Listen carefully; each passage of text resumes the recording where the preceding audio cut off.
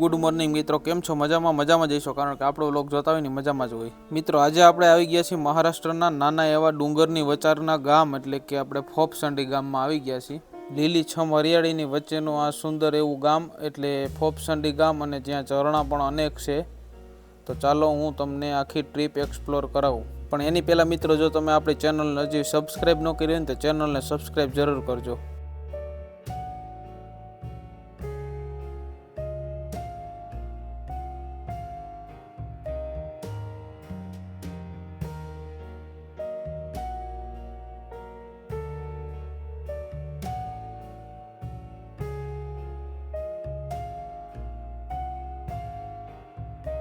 તો મિત્રો, આ છે ફોપસંડી ગામ, જે નાનું એવું ગામ છે, જ્યાં અંદાજિત 50 જેટલા ઘર છે.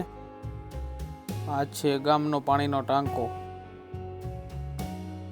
પહાડોથી ઘેરાયેલું આ ગામ છે, એટલે ગામની વચારેથી જ તમે બધાય ઝરણા અને લીલીછમ હરિયાળી, ખેતર, ડુંગર બધું જોઈ શકો. વરસાદની સિઝન છે એટલે એકદમ લીલોછમ ડુંગર છે. અને આપણે હવે નીકળી આગળ. આ બધાય ડુંગર છે, બધી બાજુ ચારે બાજુ ડુંગર જ છે, અને વચમાં આવેલું છે આ ગામ. પશુ ને બધું છે અહીંયા, ઘોડા ને એવું બધું.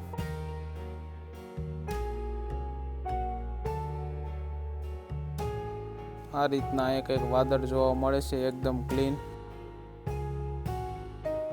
અને હિલ સ્ટેશન પણ બહુ મસ્ત છે.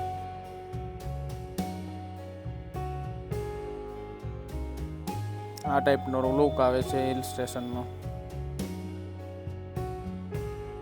એકદમ ફૂલ ગ્રીનરી. આપણે આવી ગયા આદિવાસી દેવત વાઘોબા.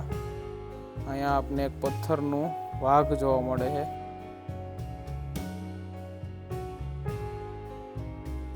તમે જે વ્હાઈટ કલરનું જોઈ શકો છો એ બધા ઝરણા છે.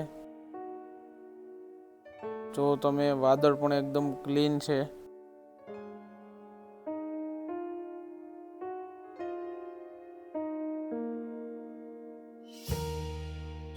આખો ગ્રીનરી નજારો.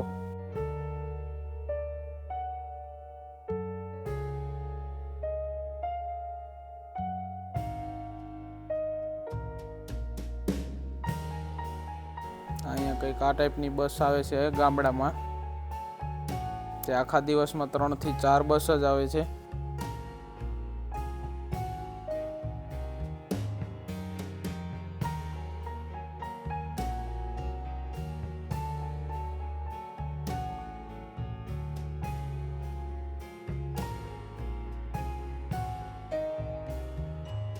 અહીંયા નાની નાની નદી અને ઝરણા પણ જોવા મળે છે. આ તમે જોવો છો એ નાની નદી છે.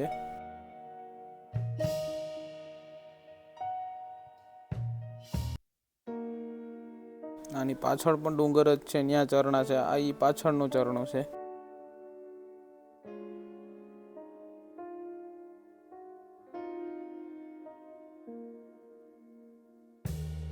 નીચે ખાઈ હોવાથી ત્યાં સ્નાન કેવું કંઈ કરી શકાતું નથી, એટલે એ ખાલી જોવાનું જ રહીએ. આ છે દેવનાલ ઝરણું અને આ છે ધારીચું ઝરણું. બધાય ઝરણા ભેગા થાય છે આ નદીમાં. હવે અનેક પ્રકારના લગભગ 400 થી 500 જેટલા ઝરણા હોય છે. આ તમે જોઈ શકો એ બધાય.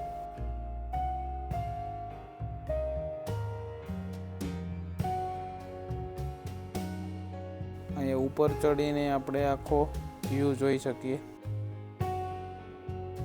ઝરણાનો અને ગ્રીનરીનો.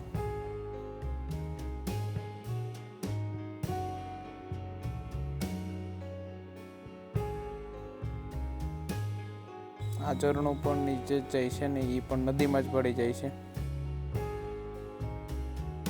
આ બધા ઝરણા જ છે, જે વ્હાઈટ કલરના દેખાય છે ને એ બધા.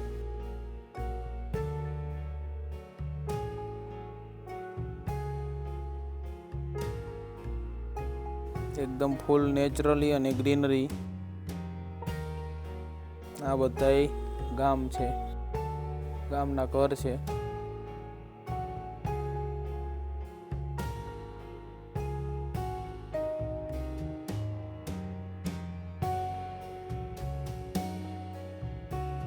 એ હતું ગામનું મંદિર.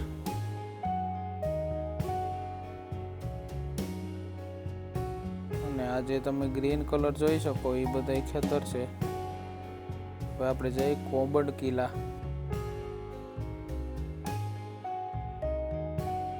આ કિલ્લાની દિવાલ છે.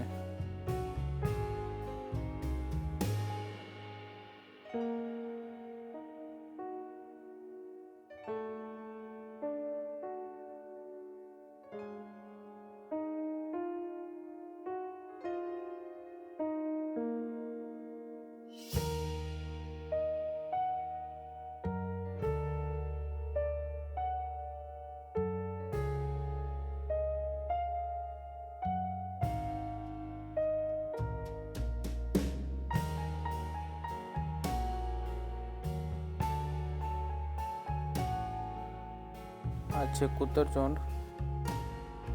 અને અહીંયા પણ આ ડેમ છે નાનો એવો. એકદમ શાંત વાતાવરણ અને ચોખ્ખું પાણી છે અહીંયા.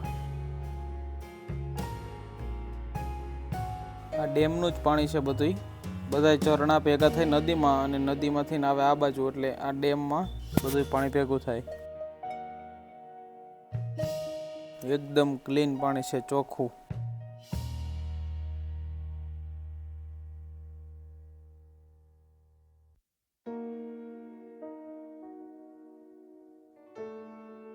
આ એના ગામડાના જે લોકો હોય એ રહે છે અહીંયા. અહીંયા બધા પશુને એવું બધું છે અંદર. તો મિત્રો, વ્લોગ તમને કેવો લાગ્યો કોમેન્ટ કરીને જરૂર જણાવજો. અને વિડીયો તમને સારો લાગ્યો હોય તો વિડીયોને લાઇક, શેર અને ચેનલને સબસ્ક્રાઈબ કરવાનું ભૂલતા નહીં. મળીએ આગલા વ્લોગમાં.